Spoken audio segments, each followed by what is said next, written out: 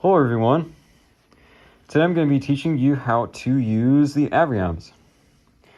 So, the first thing you want to check and make sure is that you have your power button and you want to make sure that is pressed in. So make sure it's on and you'll see all the lights light up when it's on. And also make sure this data cable is also plugged in and make sure that's plugged into the in, not through. And the last thing you want to make sure is plugged in is your headphones. So that's going to go into the ones that says phones right here. And then you can plug your headphones into that. Next thing you want to do is go and click on this button that says main. So this is your main overall volume.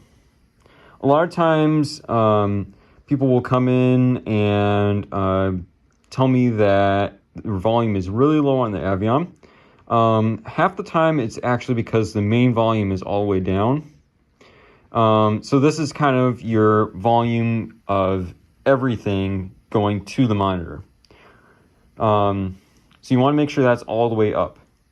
There's also a level knob. That's your overall level coming out of the Aviom.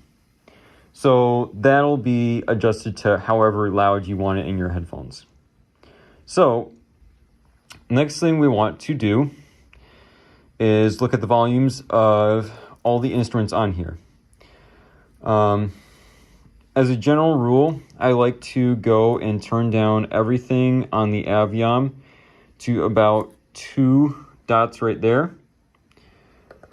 And then as we play through a couple songs, I kind of adjust from there, turning up certain things I need and turning down others. So let's say that we're vocal 2 and we play, say, acoustic guitar.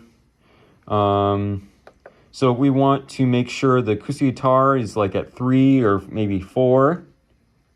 So we'll put at 4 for now, and then second one we'll put at 4. And then remember, we're turning everything else down to 2. That way that gives us kind of a base volume for everything else in the band. Because a lot of times if you just go straight into turning things up and down, you don't really know always what is too loud in your mix. And you need to kind of figure that out. Which is a lot harder to do than to just turn everything down and then turn things up. One thing I use for mixing is I like to try to figure out what's too loud rather than what's too quiet. Just because as you turn things up, things get louder and louder and louder, and you're going to end up damaging your hearing, and you don't want to do that as a musician. Now we're going to talk about the pan knob. So this controls if the sound is coming out of one ear or the other. So if you have both ears, you'll be able to hear it move from one side, like your left side, all the way to your right side, depending on how you pan it. If you're a singer, you want to make sure this is all the way in the middle, especially if you only have one ear in. The reason being is if you have one ear in, let's say your left ear, so we have our left ear in and we don't have our right ear in. If we turn this all the way to the left, we're going to have a lot of volume in our left ear, which is great.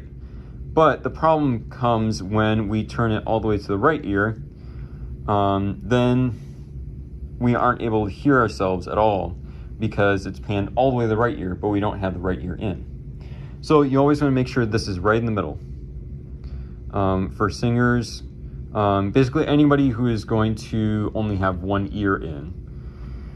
So now Matthew is going to demonstrate this for us. So you can see right now, we've got him all the way on the right side. As soon as I start turning it to the left side, it starts getting a lot quieter until there's nothing. So that's why we want to make sure it's right in the middle. The next knob I want to talk about is the limiter. So in general, you probably want to leave this all the way up. In most cases, you're going to want the exact volume that's coming out of your Aviom to be exactly what you want to hear. In the rare case that you want to mess with a limiter or something like that to kind of change the mix, the way it works is it's kind of like a ceiling that you can bring up and down. So you can play something on the keys, and if it's getting just too loud and the volumes are kind of all over the place where some notes are really loud or really quiet, you can turn the threshold down, and then it will cut off the very loud notes and make everything the same volume. Once again, like I said, in general, that doesn't work in our setting unless you really know how to use it. So Matthew's going to demonstrate how that sounds. So I'm going to turn it up so you can see exactly what it is normally.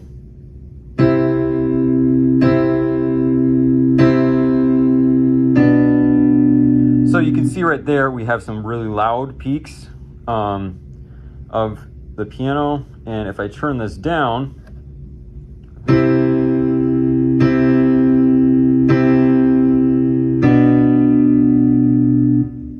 so you can see right there the light started turning on and then it started cutting the volume. So that's basically the limiter, and once again you want to keep it all the way up. The next thing we're going to talk about is the mute button.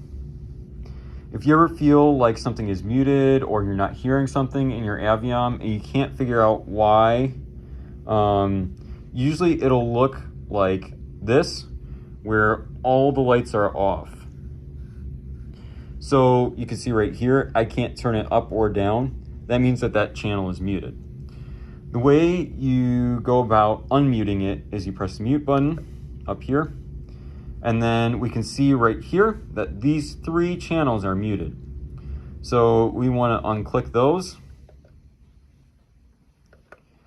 And then once we have all those lights off, we can press the mute button again, and it'll go back to the view that we normally see.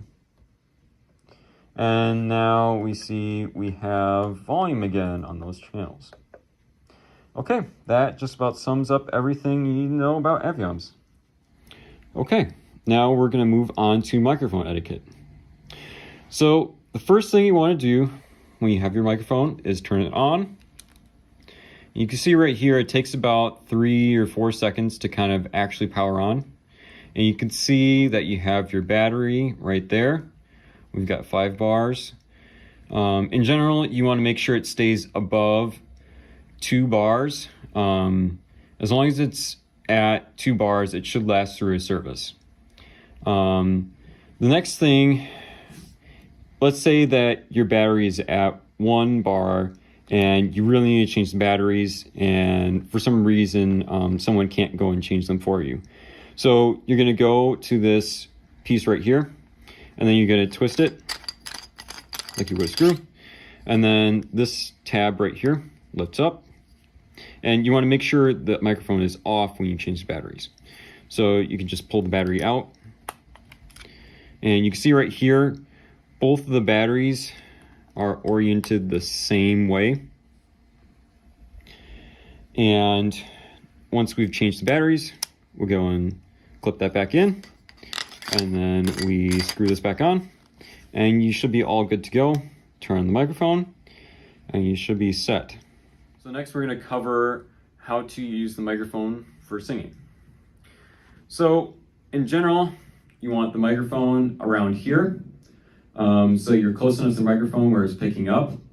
You don't necessarily want to be having your mouth on the microphone, just because that will create kind of rubbing noises and other extraneous noise.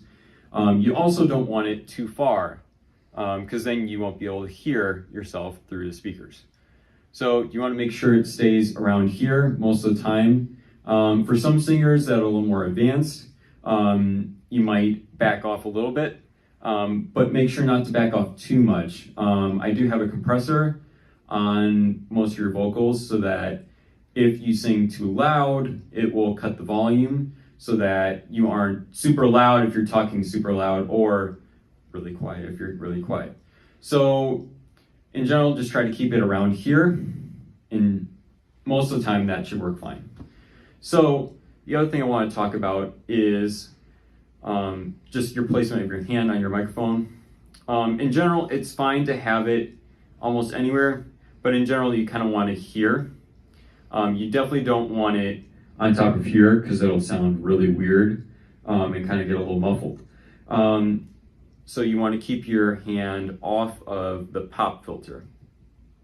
And that is pretty much it. The next thing we're going to cover is sound checks. So Matthew's going to help me out with showing you how to do a proper sound check. So basically in a sound check, we're looking for certain frequencies that either cause feedback or make your voice sound better. So in general, you want to, if you're going to be singing in the service, you want to sing for your sound check. If you're going to be speaking, you want to speak for your sound check.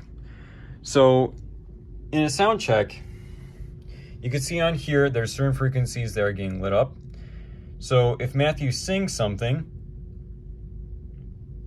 all to Jesus I surrender. So you can see right there, we've got some low frequencies and some high frequencies. One thing I'll often ask you to do is sing something with an S. That just basically covers this frequency right here that we need to take down. So you want to demonstrate an S. You stand forever, stand forever. So you can see we've taken it down. And let me just turn it up so you can see what it looks like when I turn this up. Okay. You stand forever, stand forever. So you can hear the difference where there's kind of like a shh sound whenever he says an SH. That's why we usually end up taking this down so that it sounds a little more even with the rest of your voice. And that pretty much covers sound checks.